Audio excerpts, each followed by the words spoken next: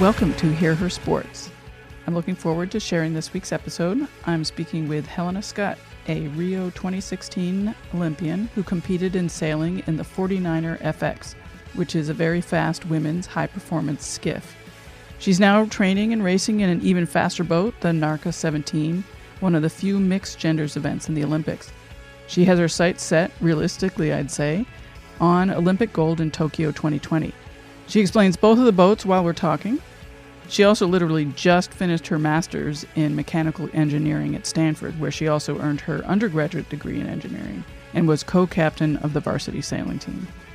Before we get started, I wanted to mention that this week I made a big order of Allie's Bar. Everybody in my household is now eating Allie's Bars on bike rides. They taste good, are moist, easily slide out of their packaging, and the original flavor has nice little bits of chocolate.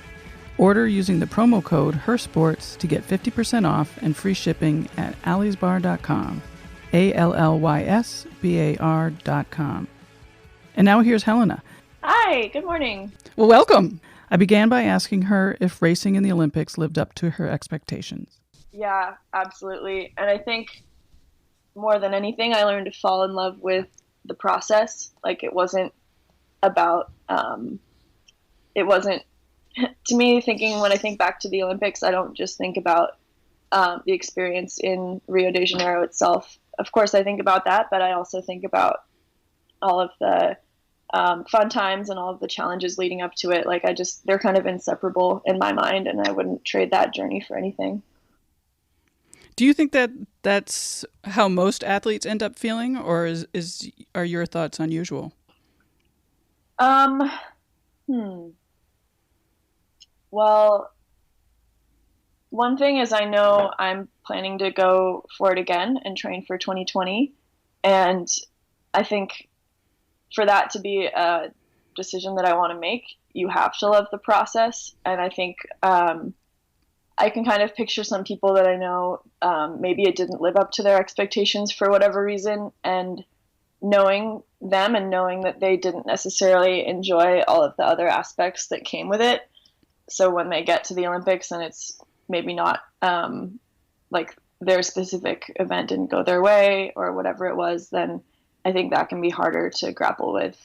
Well, it's such a lot of work. It's 4 years of a lot of work. It really is. You make a lot of sacrifices with all the travel, a lot of time away from family and friends, and it can definitely stress relationships of all sorts.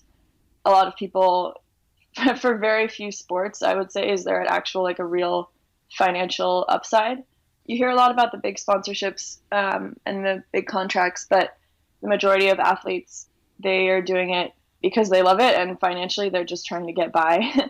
And so all of those are sacrifices that make it very hard, much more than just hard workouts and tough competitions. So tell me a little bit about what it was like to be competing in the Olympics and, what it's like to arrive there and that kind of stuff.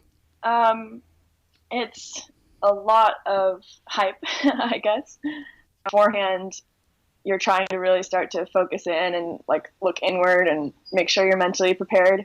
And then you're just bombarded with interview requests and, people want a lot of things and that's great. It's exciting because for a lot of the 4 years, there isn't a lot of buzz. And so you're trying to capitalize on that, but you're also trying to make sure that you're not getting distracted. So I think that's one of the biggest challenges. But it was really fun. We went to Houston and had a send-off party at one of the junior sailing national championships. So that was exciting, and to meet all the kids and kind of remember where we started. And then we went to they call it team processing. And so that's where Team USA, we get all of our Nike and Ralph Lauren clothes and all those kind of goodies and have meetings about what to expect and the logistics of everything. Was that just with the sailing team or was that with everyone? No, they stagger it because there are 550 Olympic athletes. And then, right. Of course, there's the Paralympic athletes, but their games is later, so they go later. But they stagger it with different sports coming through at different times. So we were there at the same time as some track and field athletes. And I don't really remember who else, but I think the diving team was there just before us. So there's other sports there as well. Um, and it's a fun time. You're definitely like, wow, this is actually happening. And then you get on the plane with everyone, and so that's a lot of fun. And you show up at the village. Oh, what's the room gonna be like? And what's the village look like? How's it laid out? All that kind of stuff. So it's really exciting. And for me, it was really symbolic when we towed our boat over from the other side of Guanabara Bay, where we had been training at one of the local yacht clubs. We had been training there for several months, and so then finally we're towing our boat across the bay into the Olympic venue, and that's when it starts to set in, like, okay, wow, we're not just training anymore, like now it's time to deliver. Is your boat, how did your boat get there? Am I asking novice type questions? Like, how did your boat get there? Yeah, we ship them in containers. You can pack several into a 20 or 40-foot container, and we ship them down several months in advance. And then, but actually so for instance, the windsurfers, or there's another type of boat that's just one person, and their boats are supplied by the Olympic Committee. So they show up and they actually get their Olympic equipment there. And there's pros and cons to both. So we had to ship ours in a container to Rio several months before the games. And, we just have to plan for that. And, of course, we have to buy our own boat. And we absorb that expense. But the ones who are provided, it's great for them because it's cheaper. But at the same time, they have a little bit less control over a pretty important piece of equipment at the biggest event of their lives. So there's pros and cons. Right. So I also understand that when you were in this Olympics, you were racing a 49er FX, and then in the next Olympics, you're going to be racing a different boat. Yeah. Explain a little bit about the difference between the two and what caused the change. So there are a lot of differences, but also a lot of similarities, which makes for actually a pretty natural transition. So the 49er FX is the women's equivalent to the 49er, which is the men's version, and they're both skiffs. So that means that they are very lightweight, so they can go really fast, and they're relatively new design, very high performance, like very athletically demanding and very quick. And unstable if you don't know how to handle it. And the Rio Games was actually the first Olympics to have a skiff for women. The men's boat, the 49er, had been in the Olympics since Sydney in 2000. And so finally, 16 years later, women were able to race this more high-performance boat. So the Rio Games was historical in that regard for us, and it was really exciting to be part of the first generation. So my skipper, the girl that I sailed with, she was only 20 years old at the games, and that means that she had put her college career on hold. So she'd only done one semester of college before we started full-time training for the Olympic trials. And so in a decision that I completely support, she decided that she wants to focus on her college career for the next few years and finish that degree. So I'm all about that, and I'm really happy for her. And she also gets to do college sailing, which is a pretty cool experience. So that left me. And sorry to interrupt. College sailing is so different from regular, non-college competitive sailing, isn't it? Yeah, it is. It's very different from Olympic sailing. The race courses are much shorter. The boats are a lot simpler, a lot slower than our boat. So there are a lot of differences. But it's also much more of a team sport where, everybody's finish really matters. Yeah, exactly. Instead of traveling around the world by yourself like a two-man show, it's much more of a team sport and a really cool dynamic. And it's co-ed, which is really fun too. Right.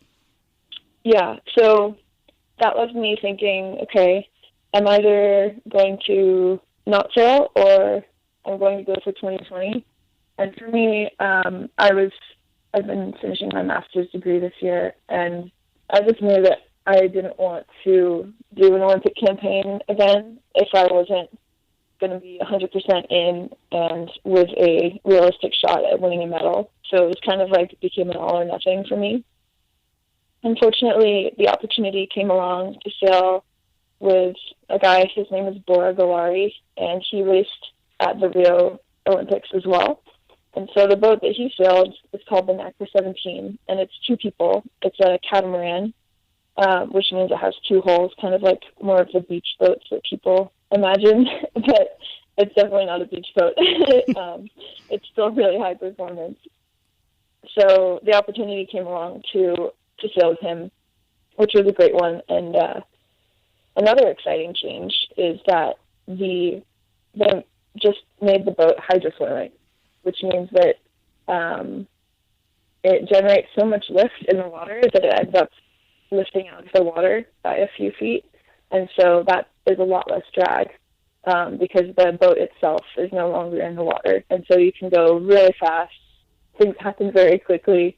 It's kind of like basically the future of sailing, like the direction that high-performance sailing is going. So it's really cool to be on the cutting edge, and we're both engineers, so we're excited about learning about all these principles and how to make the boat go fast. But it's also really different sailing from a 20-year-old girl to now a 41-year-old man. There are a lot of changes, but I'm excited. One of the things that I noticed watching videos of the 2 boats is that when you were sailing with Paris, there's something that happens when you're jibing, and you both move across the boat to the other side, and it's like a dance. And I was just wondering, does that happen because you've sailed together for so long, or does that happen because there's a certain rhythm of that process, and so you're both just doing the same thing that you're supposed to be doing? Ideally, in the maneuvers, we're in sync and we're moving our weight across the boat at the same time.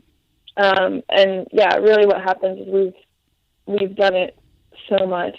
And Paris, so because I'm in the front of the boat, I'm looking forwards and I can't really see what she's doing. But over time, I have a sense of feeling of how the boat feels throughout the maneuver. And then also Paris can steer according to my movement. So if she senses that I'm a little bit late, then she might slow down the turn a little bit. Right. But ideally, we've done it so much that she knows how I move across the boat. And so we're basically just making these tiny, micro adjustments for each other and for whatever the wave is that we're on, or if the wind, we get a little extra puff of wind or something, we might change. But yeah, we've just done it so many times that we have to be really in sync. It's such a beautiful process just watching you guys, and that boat it's quite extraordinary. Thank you. I think it's also because it's so fast. And as you said, it's in a really aggressive athletic boat. Yeah, it's pretty crazy. You watch the teams at the Olympics and we all make it look pretty easy and straightforward, but we've all just spent so many hours and getting this intuitive sense of how the boat responds to anything we do. Because if you just put the boat in the water without anyone on it, it'll just flip over. It has a very high center of gravity and it can't support itself. And so we're constantly balancing, and wow. Even between races, you don't really get a break because if you stop paying attention, you can easily flip over. So yeah, it's quite the dance. Yeah. Balancing act. Now, are the maneuvers similar in this new boat that you're going to be racing? So that's the cool part, is even though I went from sailing on a boat with 1 hull to 2 hulls, their boats look pretty different. But especially now that this new one is hydrofoiling, it also takes the same amount of finesse and balance and agility that I learned and worked on perfecting in the skiff. So I've really enjoyed the transition. It's played to a lot of my strengths and a lot of the stuff that I've worked on for the last several years. And yeah, the maneuvers. So ideally, we do all of our maneuvers while we're still foiling. And in order to stay foiling, you need to still be very smooth. You need the boat to be going as fast as possible because it's only when it has speed that it generates enough lift for itself to stay foiling.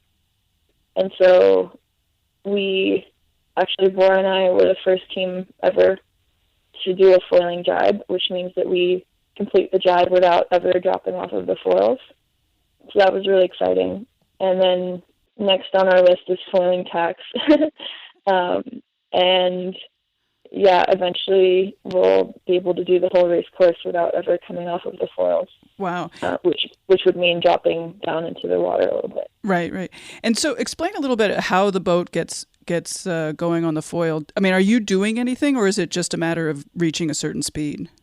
It's a little bit of both. So the boat has these vertical parts that go straight down into the water, but then and on most boats there's only the vertical part. And our boat has this horizontal component at the bottom. So that means it's kind of like an airplane wing, like driving through the water and generating lift. And so that's what lifts the boat up. The horizontal part is under the water? Yeah, exactly. Oh, wow. Okay. So it's the ones at the back of the boat are like T-shapes with the vertical part and then the horizontal component at the bottom. So it's like an upside-down T. And then the ones towards the middle of the boat, they're more like L's, where there's a horizontal part and then, a vertical part, and then the horizontal part goes in towards the middle of the boat. But regardless of the shape, it's generating lift, but we need to be going a certain speed in order to generate enough lift to pop up. Yeah. How fast? And so we do some things. Hard to say exactly, but I think we go at least 10 knots to pop up. Okay.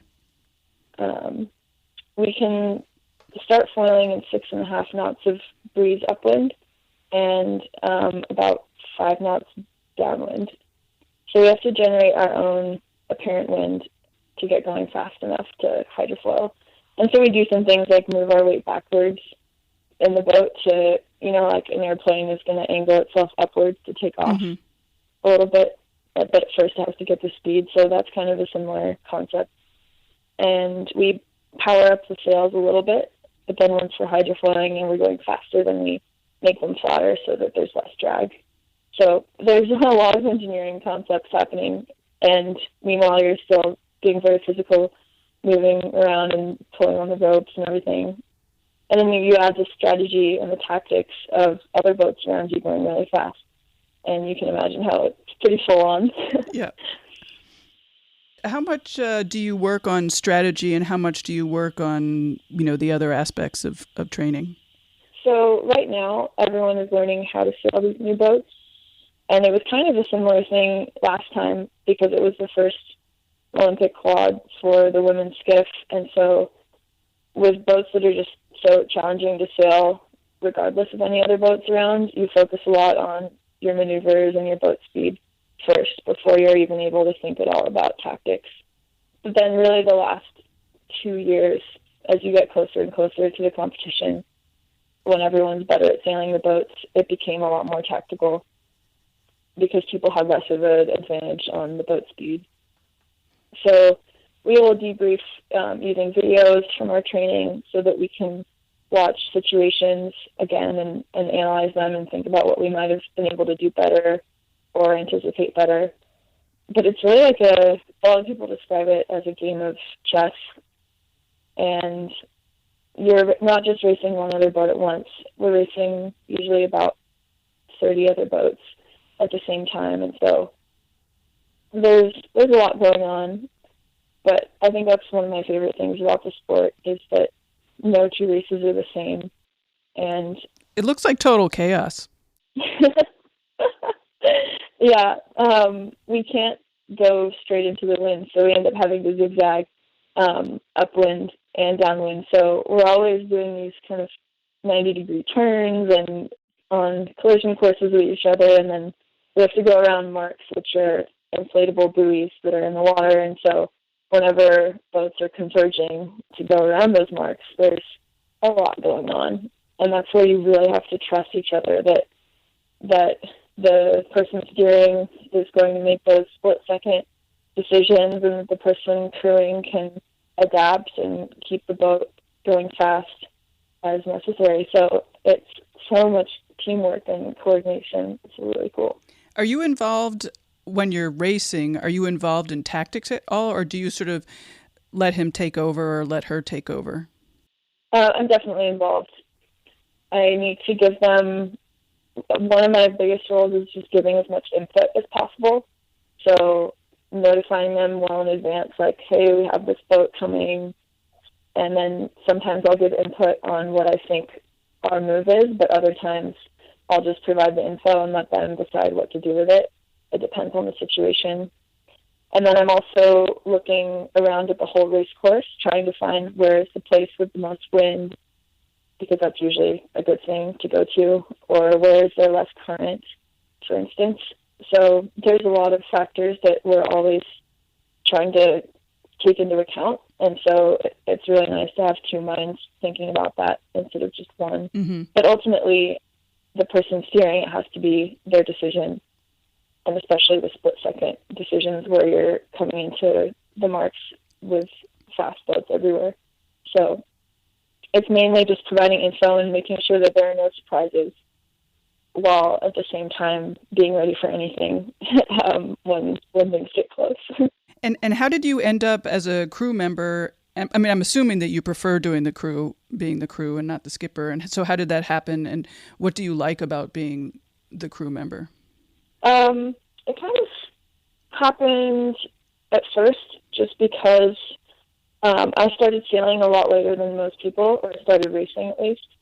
I didn't start racing until I was 15, and almost everyone else on the Olympic team started racing when they were 6 or 8 years old.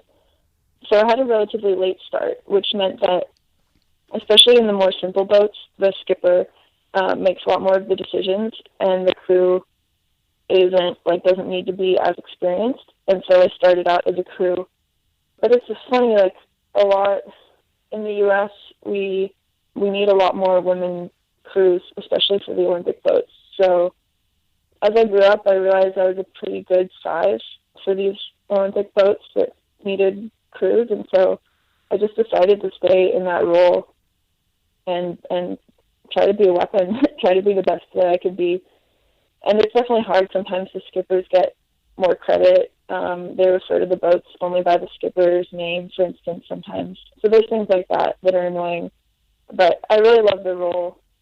You're kind of like a psychologist on board, too. You have to keep the skipper confident and relaxed as much as possible. And,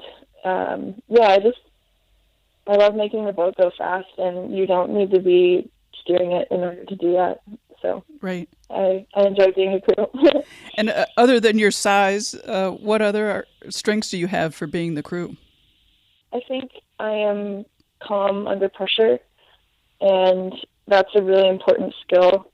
A lot of skippers get pretty fired up, whether that's aggression or nervous, and I'm pretty good at just staying cool when the pressure's on, and I think that's really important, because if you have both people winding each other up, then that can get out of hand. And so I try to keep the big picture in mind, and focus on the process.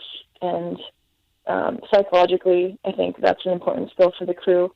I've had to develop it, and especially develop my trust in it, that I have a good sense of feel for when the boat is going fast and what the boat needs to make it faster. So that's something that I just have developed with a lot of years of practice. I wouldn't say like naturally it totally came to me or anything, but just with so many hours in the boat and really deliberately working on it, I have a really good feel for it. And I think the main thing that I'm trying to improve now is my strategy and tactics, along with fitness, because in these boats, it's pretty hard to be fit enough. You just always have to keep working on it. Yeah, tell me what you do to train. Before this year, so in the lead up to the last games, I was doing weight training, resistance training about 4 days a week on top of the sailing, which is 5 or 6 days a week. And then we would occasionally do some high intensity interval cardio. I wasn't doing much long aerobic cardio because I was trying to maintain weight, and our sailing practices were 3 to 4 hours anyway. So that box is checked. I also got really into Muay Thai towards the time at the games, it's a martial art, and I enjoyed how much that taught me about balance and core strength and breathing. And then now that I'm in grad school, I found a CrossFit gym, and I've been doing that 5 days a week, and then sailing on most weekends, which involves red-eye flights across the country, unfortunately. But what I like about CrossFit is it's a time, and I show up, and I do it, and it's varied, and it actually translates really well to sailing because it's a very full-body sport, and you need the power, for instance, to pull up the sails really fast. That's one of my jobs. And then you also need the high-intensity aerobic fitness because our races are only about 25 minutes, but we'll do 3 a day and we'll do that for 6 days straight. So while I'm in one place for a while, I've enjoyed doing the consistency of that and having other people at the gym with me, not being at a gym in Europe by myself at a different gym every couple of weeks. So I've enjoyed it. You're flying to Detroit every weekend? Yeah, this month I'm going 3 weekends. Before that, we were going to Miami a lot while it was colder. Right. Up in Detroit. But Bora, who I sail with, he lives in Detroit, so that's our spring training location. And after that, we'll be in Europe all summer. Yeah, when is your next race? Our next race, and actually our first race together, is at the end of July. It's the European Championship, okay. Which is open to all countries, but that's in Germany. And then we'll be peaking for the World Championships in France in mid-September. And it sounded like a little bit earlier you made it sound like you guys had a 4-year plan, sort of first learning how to race the boat and what the boat does, and then focus on tactics. So where are you now, and what are your goals for these upcoming races? Yeah, so that's a great question. We really have to take a step back and think about the big picture. So our first year, especially because we haven't sailed together before, it's a new boat. It's about focusing on the boat handling and the boat speed, which is very much like a one boat thing, or you train with 2 or 3 other boats to really compare, for instance, different settings on the boat. And we also will be working a lot on our communication because we haven't raced together before. So how do we talk during the races and who does what role, that kind of thing. And then the second year, we'll see what strengths and weaknesses evolve, but I think we'll still be focusing a lot on the boat speed aspects. And then the third and final year will be pretty much focusing on the strategy and the tactics and the decisions in each race that really end up making the difference. So that's kind of how it evolves. It goes from a focus on ourselves to eventually a focus on the whole race itself. And pronounce his name, it's Bora Gulari? Gulari, yeah. So you guys definitely have a shot at a medal. Yeah, I don't want to sound ridiculous because we haven't even raced a regatta before together, but we both were made the Olympic finals in our own disciplines, which is a pretty big step, especially for your first Olympics. And it's great to go into an Olympics with past Olympic experience, so we both have that. And he has been sailing foiling boats for over 10 years, which is about as long as anybody on this planet. So he's very experienced in that regard. And he also has been world champion twice in a one-person foiling boat. So those things bode really well for being able to sail the boat really well. And the next really determining thing is how well we can work together. And so far, we've just really been enjoying getting to know each other, and everything's been going really well as far as the team dynamic. So I'm optimistic, and we'll just see what we can do keep our heads down and work really, really hard. That's exciting. I think it's also exciting that both of you are engineers. I bet that's a common ground and sort of an intelligence to take into the sailing. Yeah, it's a really fun, fun to be around, and we have really nerdy conversations about sailing. Every single waking moment, his head is always thinking about something with physics or engineering of the boat, that kind of stuff. So I enjoy that, and we're both, I would say, perfectionists, and so we'll both need to work on making sure we're prioritizing the right things. But it's really cool to take such a technical mind to the sport, and I think that'll be a pretty big advantage in mastering the new boat. Are you individually doing anything outside of physical training, maybe mental training or meditation or seeing a sports psychologist or anything like that? Yeah, we have a sports psychologist who we talk to each somewhat regularly, not super often, but definitely more before the games. I have been working on meditation. It's pretty hard for me, but that means it's probably really good for me. I feel the same way. To quiet my mind. And then there's this thing online called Ramwad, and I think it's like basically yoga for CrossFitters. But it's a really good way to get some mobility and stretching in. And then it also gives you a chance to work on your breathing, like slow, deep breaths. And some of the poses, you're in a really deep stretch, and that's mentally challenging. So it's kind of like a good way to stop for a second and slow down, and a little bit of mental toughness with some good recovery work. So I've been trying to add that to my daily routine. It's hard. It sounds like you already have a very full schedule training to add something that, the benefits are surely there, but there's no immediate gratification. Yeah, it's definitely hard setting aside 20 minutes, but it's kind of like, well, don't we all spend 20 mindless minutes on Facebook every day? So I'm trying to, catch myself and realize how many these little windows of time I can condense them. But yeah, it gets hard when I'm flying around, and so mostly just trying to tend to sleep and exercise and all the basic things that are hard when you're a graduate student. Right. But I only have one more month, so pretty soon I'll be able to fully focus. One more month and then you're done completely? Yeah, my last robot is due on May 31st, so maybe 5 more weeks. And yeah, then I'll graduate in June. And then you'll focus completely for the next, until the Olympics on the sailing? Yeah, for the 3 years. Yep. That's exciting. Yeah.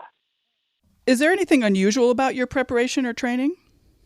Well, I think one thing that a lot of people don't realize is when we have competitions, it's not as if we just show up at a pool that's, pretty much the same, or at a track. Our sport is very geography dependent. And so when we have an event, we really need to learn that specific place. So we have to learn about the current, the wave state. Is it choppy? Is there swell? Is it flat water? Are there mountains that affect the wind? Is it really flat land? That's very different. Which hemisphere is it in? All of these things make every place unique for us as racers, where the ocean or the lake or whatever it is, that's our stadium. And so we end up going places at least a week in advance at a minimum. And so it's a cool way to see the world. And I think that's what makes it unusual, is we have to go to these other places because those are where we're competing, and we really get to know a place on a much deeper level. It's cool to think that we go to places where people live there their whole lives, and maybe they haven't even been on the water, and then we go somewhere and we know it by the water more than we do by the land. You must be really in tune to water and the state of water and climate change. Yeah, definitely. From a racing perspective, you learn to look at it like, you look at the color of it, and that allows you to see, and you look at the ripples, and you can see where there's more wind or less wind. You learn about how the waves feel on different days, or you feel the tide, and that's really cool. I enjoy that. It's kind of meditative if you allow it to be.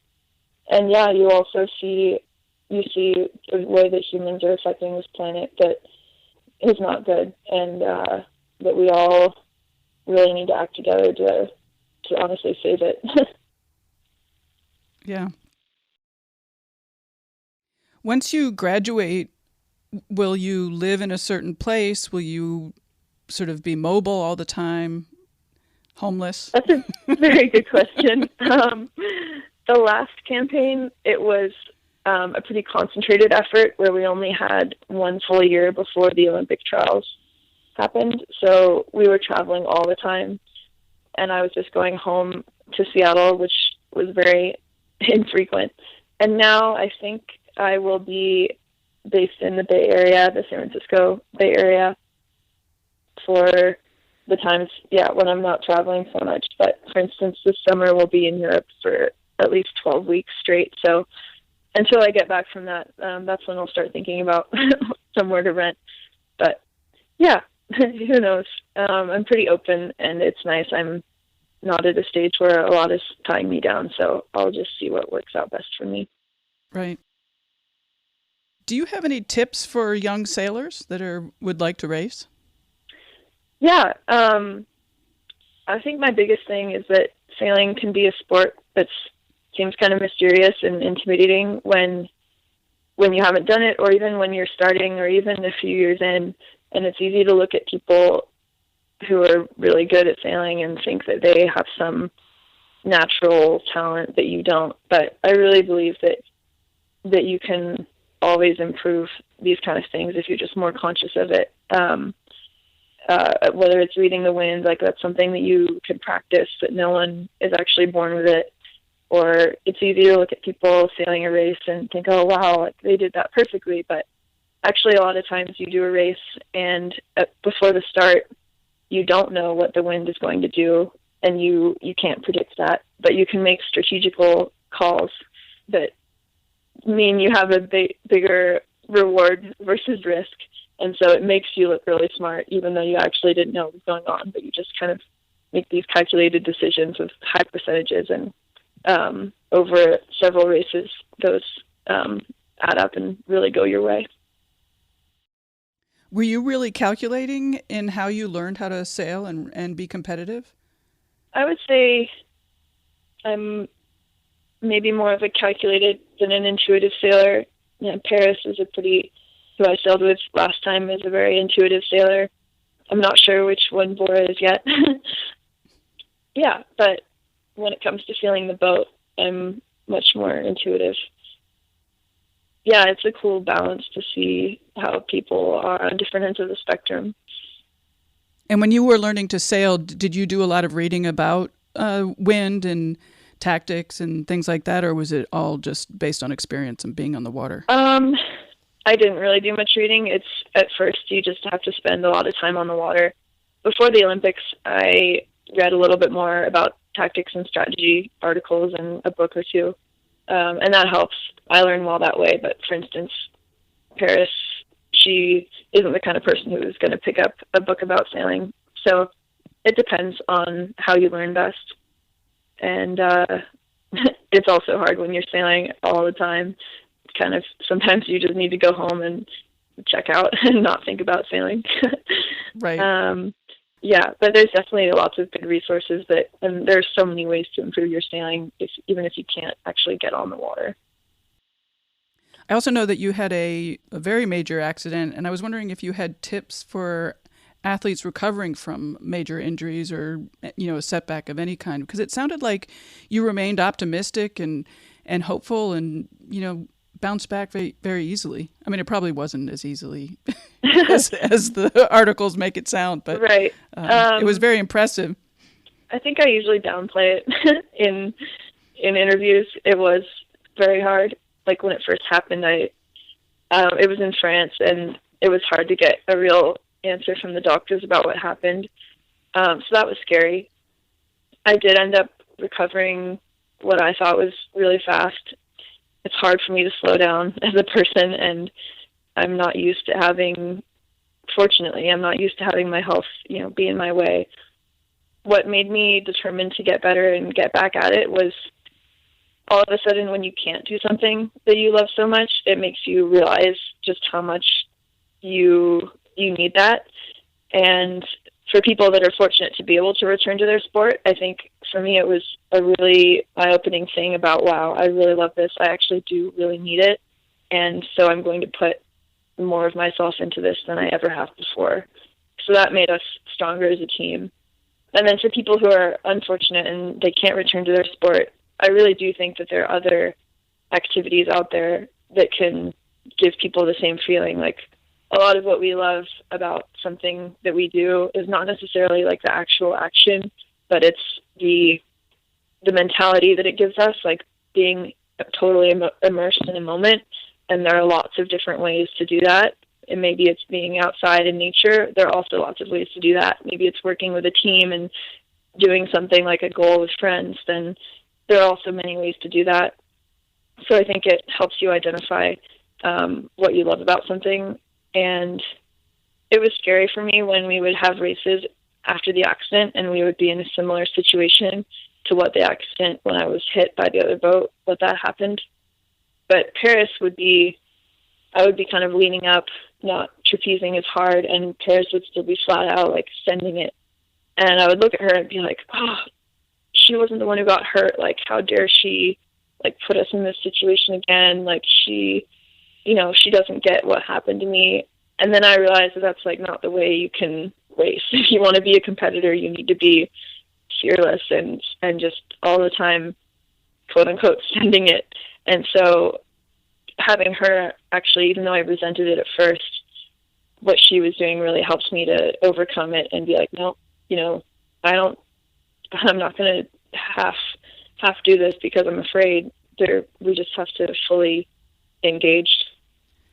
That makes it sound like having a teammate is just awesome. Especially, I mean, I watched some videos of you guys, and it's really amazing to watch those and how well you work together.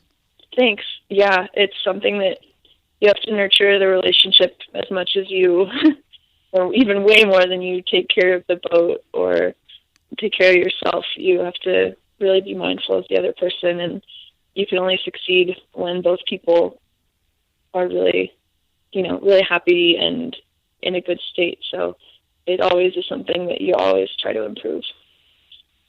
Will you be in similar situations in this new boat, or is the sort of the type of boat will take you out of that? No, we'll be in definitely similar situations, and we'll be going a lot faster, and we'll be higher above the water. So if you get flung, like if you slow down really fast and you like your momentum changes, then you just can get launched.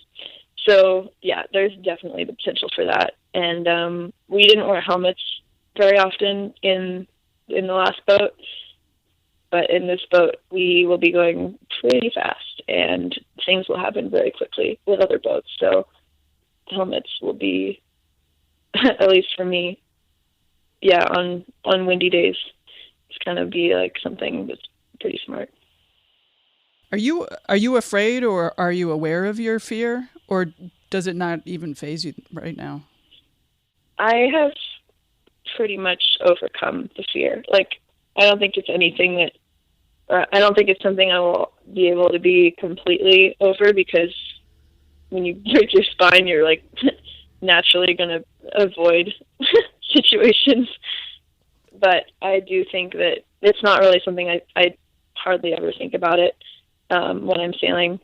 And I think that's healthy. Like, when it first happened, I replayed it over and over and over and over in my head. Like, it wouldn't stop. And then with time, now I can barely remember the actual accident and what happened. And I think that's a very healthy, like, protective mechanism that fortunately my mind was able to use. Well, certainly going forward, you don't want to be hesitant at all. Yeah, exactly.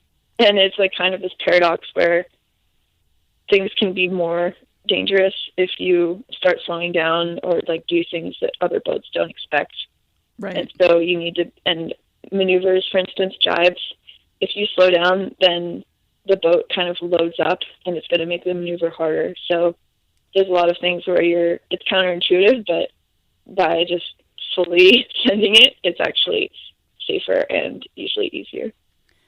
Well, with your graduation coming up and focusing fully on racing with the new skipper and the new boat, what are you most looking forward to? I'm most looking forward to just being really competitive as a team. Like, it's a new challenge, but I really believe in the two of us. And so I'm excited to kind of not be starting from scratch. Like last time, we were really young and it was our first time and we had so much to learn. This time around, I've come in with, a lot of lessons from last time, and I'm excited to put those to use and really challenge myself. Like what I learned last time is it's as much a journey about like self-discovery and what you're made of as it is about anything else. So I enjoy pushing myself and asking myself the hard questions and seeing how bad I want something and like, am I willing to tackle something about myself that's like a little bit hard, but it'll make me better. So that's what I'm most looking forward to. So a few goofy questions. Do you listen to music, and if so, what? Yeah, I do. I love it when I'm working out and also when I'm traveling to try to relax. I like a lot of the top 40 stuff, to be honest. But when I'm tired of that, let's see. I like some classic and alternative rock. I like the chill Jack Johnson and some reggae. And yeah, I like a little bit of country. That's pretty new to me. So I'm dabbling. Got it. And what's your favorite meal or your favorite recipe? Ooh, I really like fruit and I really like smoothies. So that's kind of like my go-to. Mangoes, bananas, blueberries, strawberries. I love all that stuff. Do you make your own smoothies? Yeah, definitely. Just fruit or other stuff in there? Usually protein powder and something like pea milk or maybe normal milk. Depends. What's pea milk? Pea milk is like a milk alternative that's made from yellow peas. And how about that? Yeah, it has a lot of protein and it's non-dairy.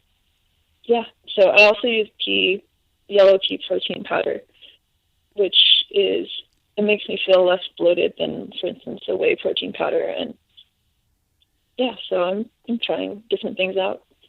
I like that. Are you careful about post-workout meals or snacks or recovery meals or snacks? Yeah, I need to gain weight for my role. And so I really need to make sure that I'm replenishing everything right afterwards and not giving my body any chance to break itself down. So yeah, being really diligent about eating right afterwards.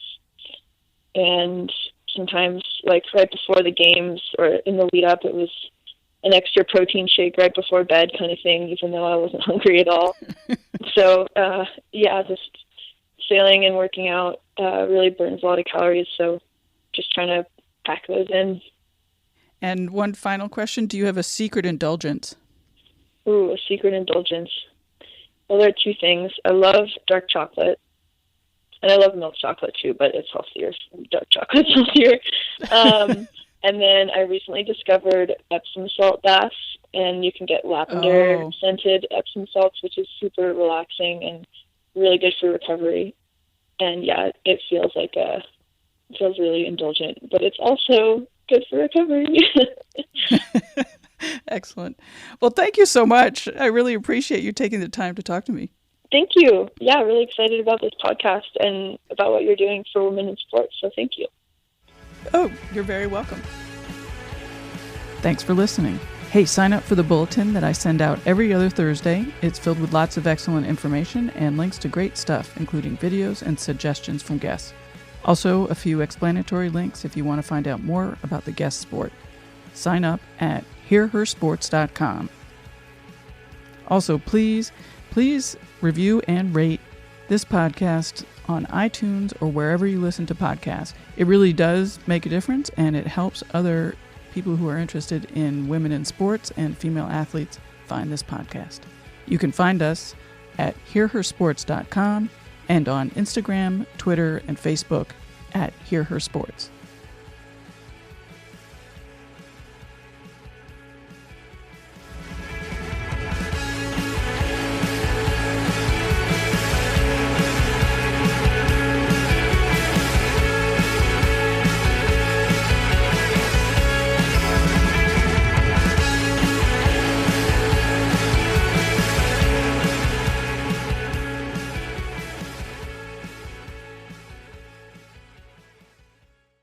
Women's Running Stories, where we explore the intersection between running and life. Because every woman who is committed to a running journey has a story to tell, and this is where you'll find those stories. I am host and producer Cherie Louise Turner. I'm a 53-year-old runner, and together with original music by musician and runner Cormac O'Regan, we bring these inspirational stories to life. Please join us to fuel your adventures.